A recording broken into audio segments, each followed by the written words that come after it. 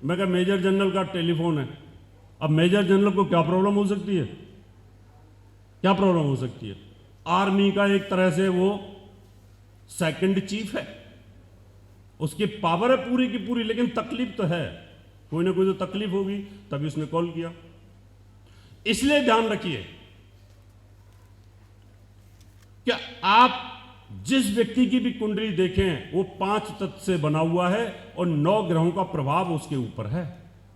इसको आप डिनाई नहीं कर सकते, क्योंकि जिस विचार से आप जूझते हैं उस विचार से वो भी जूझता है, बशर्ते यह है कि वो ज्यादा हाई लेवल पे होता है।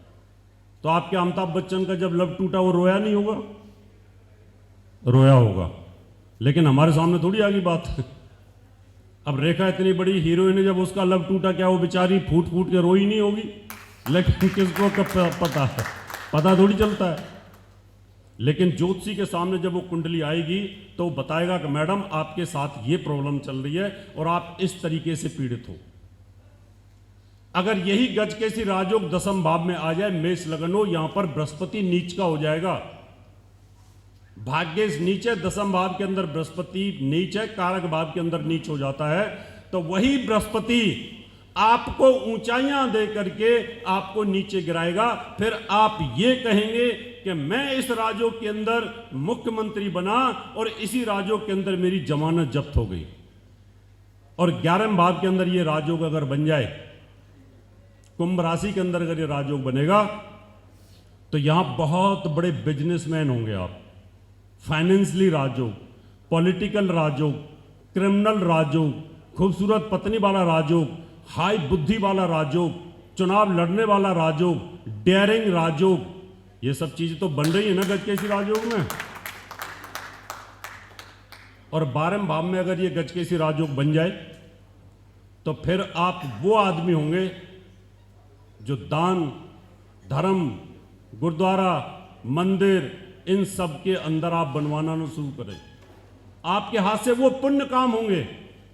आपका दिमाग लगातार उन कामों पर चलेगा कि यार मैं एक मंदिर बनवा देता हूं, मैंने अपना दशांश बचा के रखा हुआ है, मैं एक भंडारा करा देता हूं, मैं गुरुद्वारे में ये सेवा दे देता हूं, इन सब चीजों में चला जाएगा।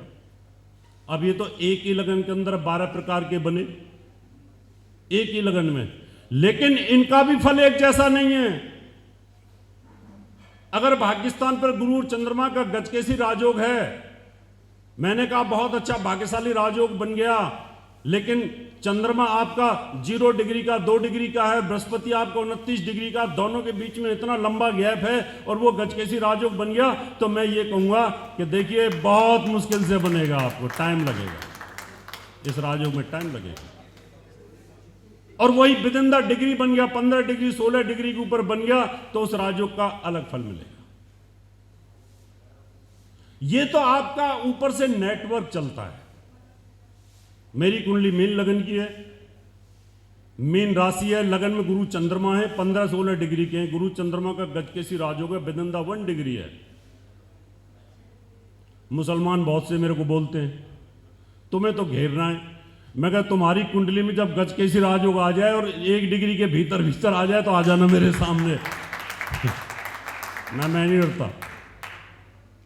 अब ये कॉन्फिडेंस कौन दे रहा है? ये आयु के लेवल कौन देता है? गुरु चंद्रमा।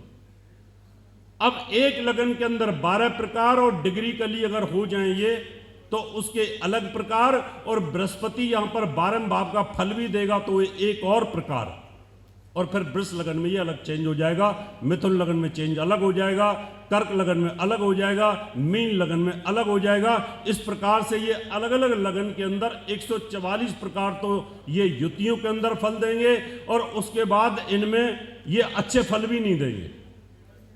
जहां पर बृहस्पति बद हो जाएगा, बृहस्पति की स्थिति खराब हो जाएगी, बृहस्पति 6, 8, 12 का स्वामी हो जाएगा, बृहस्पति को केंद्र अधिपति दोष लगेगा, बृहस्पति नीच हो जाएगा, तो उसका फल बिल्कुल अच्छा नहीं होगा। उसी गजकेसरी राजयोग के अंदर, उसी बृहस्पति की स्थिति के अंदर आपका मकान भी बिक सकता है, गाड़ी भी बिक सकती है, आप बर्बाद हो सकते हैं। और बृहस्पति की स्थिति में ऐसा हुआ है, ऐसा होता है। इसलिए जब आप कुंडली देखो, बड़े आराम के साथ देखो, एक्साइटेड मत हो। हम क्या करते हैं? एक्साइटेड हो जाते हैं। कुंडली देखी, योग देखा, बड़ा महापुरुष राजयोग देखा और बताना शुरू कर दिया, ऐसा नहीं। उसको देखो, उसको समझो। कोई व्यक्ति आपके सामने आता है, उसके 3-4 चीज़ों को समझो। एक ये अच्छे के लिए आया होगा, एक हो सकता है परेशानी के लिए आया होगा, हो सकता है उम्र के हिसाब से देखो कि इसकी एज क्या है, या अकेला आया है, हो सकता है मैरिज लाइफ डिस्टर्ब हो, क्योंकि साइकोलॉजी तो आपको लेनी पड़ेगी, क्योंकि डॉक्टर भी लेता है, डॉक्टर भी देखता है, आंखें पीली हैं तो हो सकता है तकलीफ होगी कोई ना कोई। उसके बाद फिर उसकी कुंडली पर नजर डालना शुरू करो, तब जाकर के आपकी प्रेडिक्शन एक्यूरेट आने का योग बनेगा। अभी कितना समय है बता देना मेरे को। अब किसी के दिमाग में कोई प्रश्न इस तरह से गजकेसी राजयोग से रिलेटेड है तो आप पूछे भारती जी,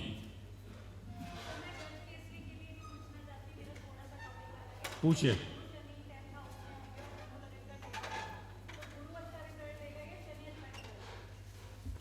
वेरी गुड, बैठिए। गुरु और शनि दोनों एक साथ हैं, कौन अच्छा फल देगा? भारती जी, ज्योतिष के अंदर ग्रहों के बल होते हैं, ग्रहों की पावर होती है, जिनको हम स्थान बल बोलते हैं, दृष्टि बल बोलते हैं, युति बल बोलते हैं, काल बल बोलते हैं, चेष्टा बल बोलते हैं, और एक होता है नैसर्गिक बल। नैसर्गिक बल का मतलब यह होता है कि मैं आपसे ताकतवर या आप मेरे से ज्यादा ताकतवर। जो हमारे 7 ग्रह हैं मेटरलाइज, जो फिजिकल पिंड है, उनमें शनि सबसे कमजोर है और बृहस्पति मध्यम बली है, यानी आधे लोगों से ऊपर है, आधे लोगों से नीचे है। यानी सबसे कमजोर शनि होता है, उससे ज्यादा बलवान मंगल होता है, उससे ज्यादा पावरफुल बुध होता है, उससे ज्यादा पावरफुल बृहस्पति होता है, बृहस्पति से ज्यादा पावरफुल शुक्र होता है, शुक्र से ज्यादा पावरफुल चंद्रमा होता है, चंद्रमा से ज्यादा पावरफुल सूर्य होता है। अब यहां पर अगर शुक्र और बृहस्पति बैठे हों तो ज्यादा चलेगी यहां पर शुक्र की, और शनि और गुरु बैठे हों तो चलेगी ज्यादा बृहस्पति की। तो इसलिए बृहस्पति का फल ज्यादा अच्छा रहेगा।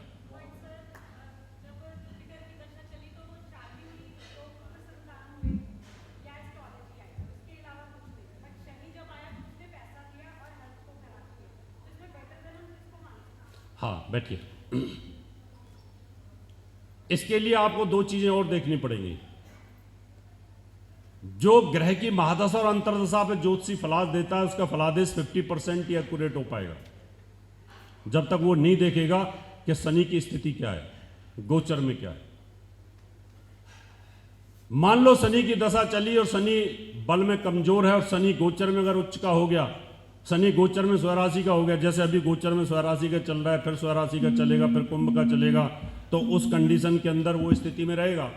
तो ये ध्यान रखिए, हमेशा कोई भी ग्रह दशा का स्वामी है, महादशा का स्वामी, अंतरदशा का स्वामी है, और उस समय पर जो अंतरदशा का स्वामी है, दोनों में आप देखिए कि गोचर में किसकी पकड़ ज्यादा है, क्योंकि जिस दिन महादशा अंतरदशा निकलती है उसी दिन का वो गोचर भी होता है। इसलिए कोई जरूरी नहीं है कि बृहस्पति अच्छा फल दे और शनि पैसा ना दे। अभी आजकल जिनके शनि बाई बर्थ बहुत अच्छे हैं, उनको शनि बहुत अच्छा दे रहा है। जिनके शनि स्वराशि में थे, उनका शनि आज भी स्वराशि में है, और जिनका शनि आज लाभ स्थान पर, उनके लिए बहुत अच्छा है।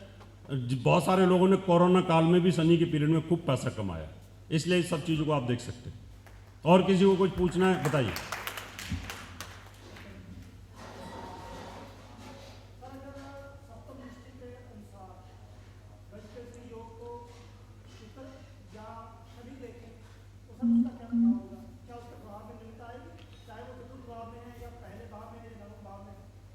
ठीक है, मेरी कुंडली में गजकेसी राज हो गया, मैं अच्छा करना चाहता हूं और तुम मेरे को उंगली करते रहो खाली ऐसे, तो मुझे तो टेंशन होगी। यह रहेगी क्यों उंगली करके बैठे हैं। तो अगर गजकेसी राजों पे शनि की उंगली खड़ी हुई है, दृष्टि लगा के बैठा है शनि, तो उसको प्रॉब्लम होगी। इसलिए कोई भी ग्रह अगर आपको दृष्टि से देख रहा है, सप्तम से देखे, तीसरी से देखे, चौथी से भी देखे, उस शुभ योग के ऊपर कहीं ना कहीं प्रॉब्लम्स आएगी, उसको टेंशन क्रिएट होगी। आप जनरली मान लो यहां खड़े होकर के इधर देखते रहो, तो ये मैडम इधर उधर कर लेंगी, जैसलीन हो रही है, देखेंगे नहीं तुम्हें। वो पता है कि इसकी जो दृष्टि आ रही है मेरे को, सप्तम दृष्टि मुझे नेगेटिव कर रही है। इसलिए कोई भी शुभ ग्रह के, किसी भी शुभ ग्रह के योग को अगर कोई बुरा ग्रह देखता है तो उस योग की शुभता को भंग करता है। लास्ट किसी और, किसी को लग रहा हो कोई पूछना चाहे।